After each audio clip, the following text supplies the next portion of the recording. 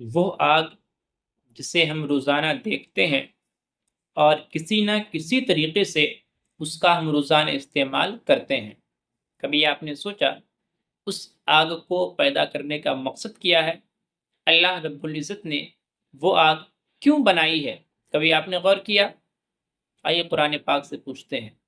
قرآن پاک میں اللہ رب العزت نے سورہ واقعہ میں ارشاد فرمایا، نحن جعلناها تذکرۃ ومتاعا للمقوین، ہم نے آگ کو بنایا ہے یاد دہانی کے لیے، یعنی اس آگ کو بنانے کا ایک مقصد یہ ہے کہ انسان اسے دیکھے تو جہنم کی آگ اسے یاد آ جائے، جب انسان اس دنیاوی آگ کو دیکھے تو دوزخ کی یاد آ جائے۔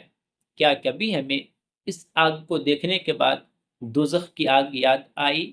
کیا کبھی ہمیں اس آگ کو دیکھنے کے بعد جہنم کی یاد آئی؟